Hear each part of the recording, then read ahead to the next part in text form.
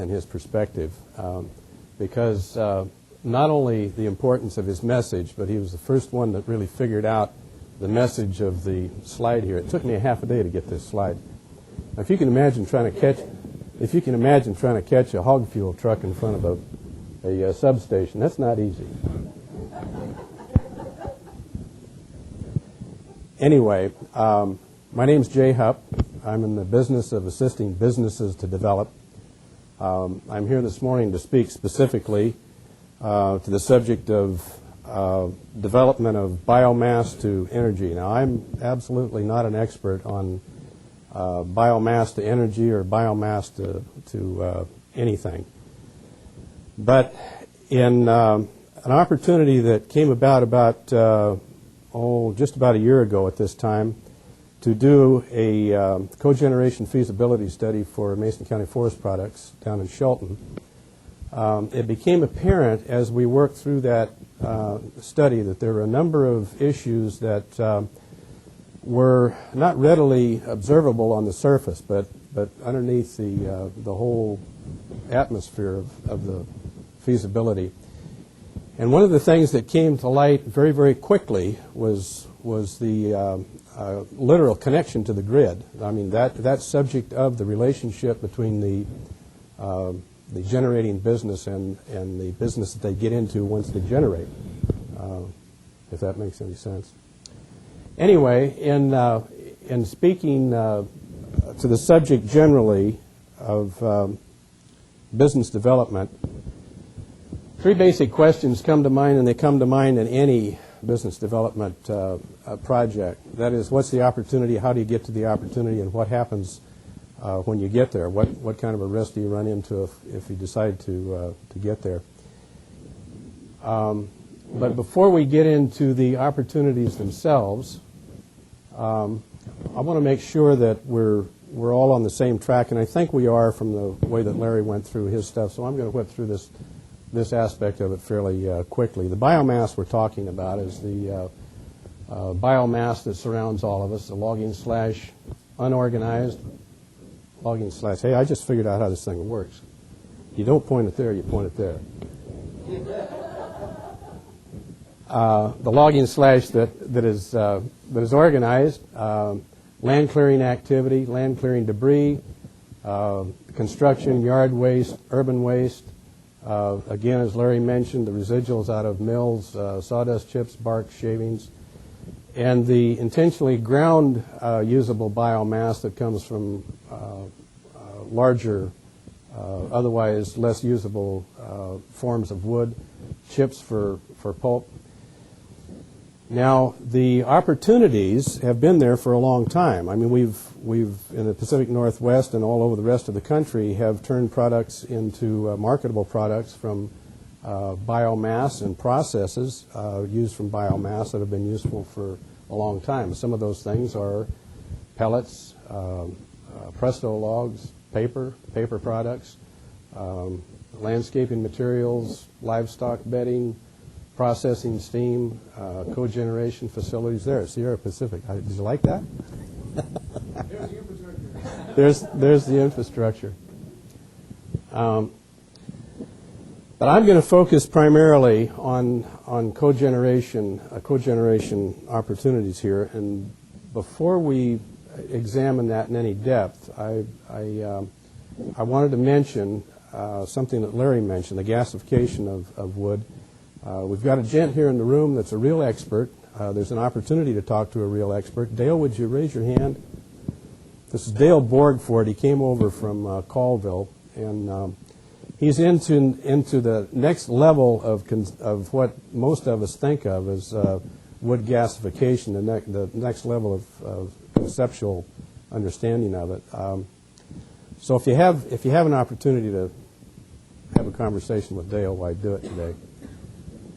I want to take a minute here, and I don't want to hear any giggles out of the engineers, because this is my idea, and I'm not an engineer, of how a cogeneration facility ought to work. You start with the input of the biomass into the incinerator. In the incinerator, the fire comes in close contact with coils, water in the coils creates steam into the steam turbine, drives the generator. Generator runs the electricity out on the lines, out on the grid, and that makes Rick happy, right? Yeah. Yeah.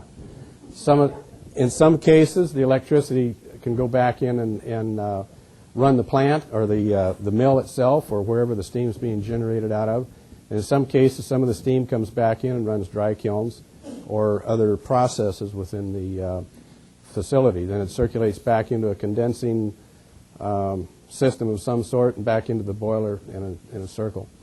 One of the things that I want to talk about just briefly is cooling water. And that's one of the things that came up with the Mason County Forest Products study was we ran into a difficulty with the availability of cooling water. Now, there's some controversy or some discussion as to actually how much water it takes to run these, to cool the turbine in one of these facilities.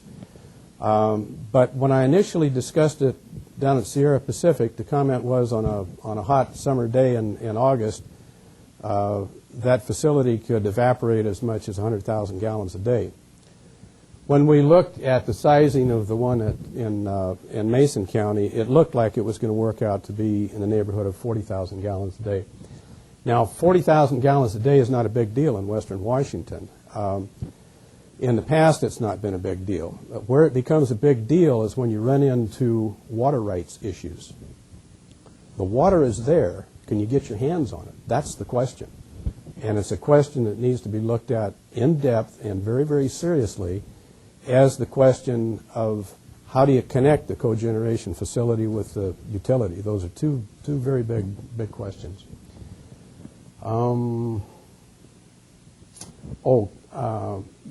Consumption of biomass. That runs all the way from, depending on the efficiency of the cogeneration facility, it can run as low as a ton per megawatt hour of electricity generated in an inefficient or a less efficient operation. It can run up as high as 3 tons an hour. Other things that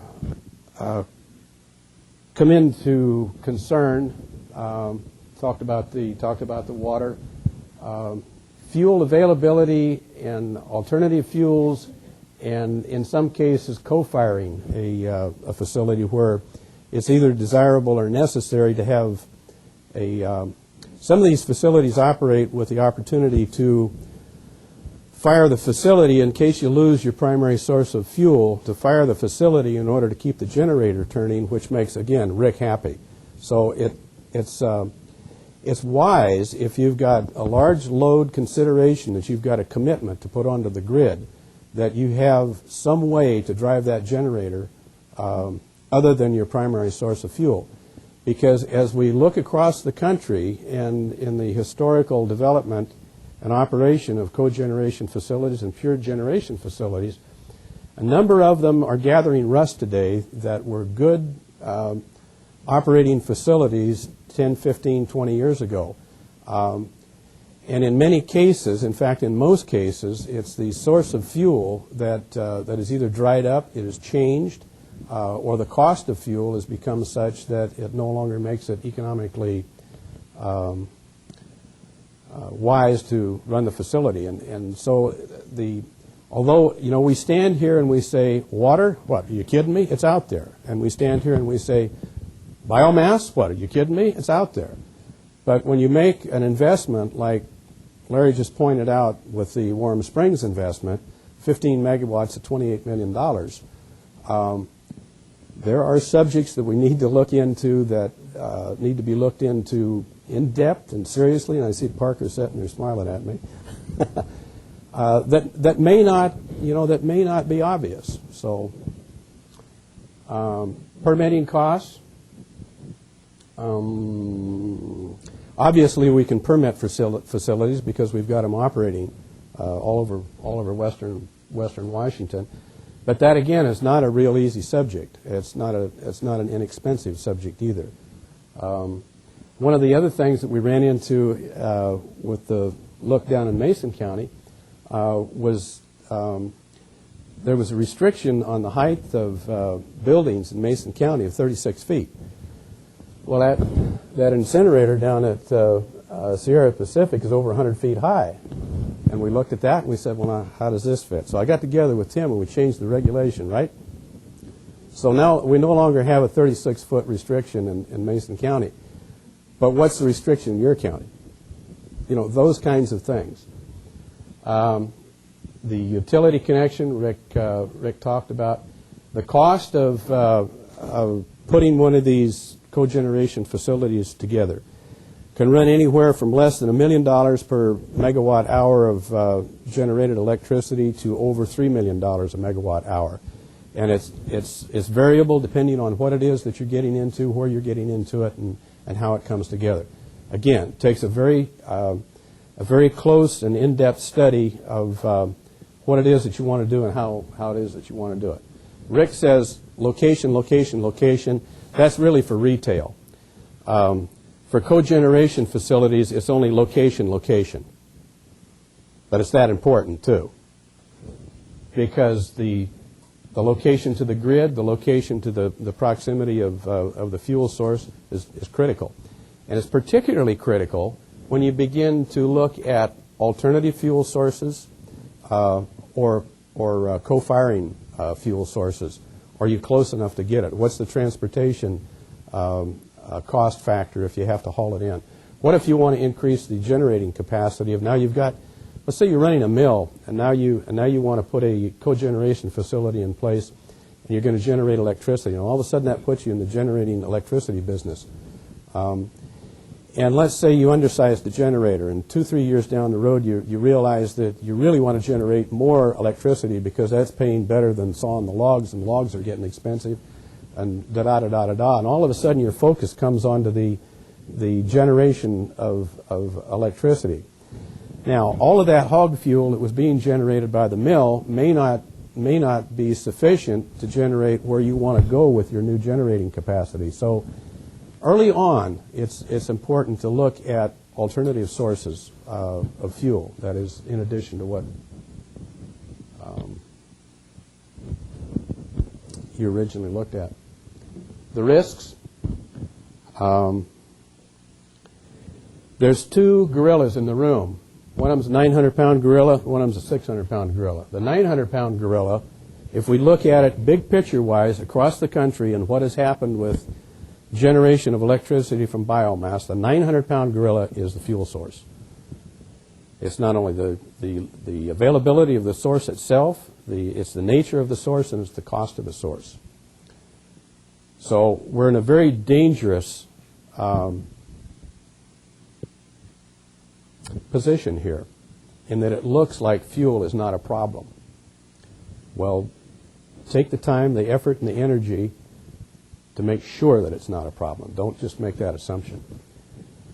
The 600-pound gorilla in the room is the regulatory environment, which is kind of an unpredictable animal. I mean, as we all know, regulatory changes happen that are unexpected, that cause a devastating impact on a facility of this nature.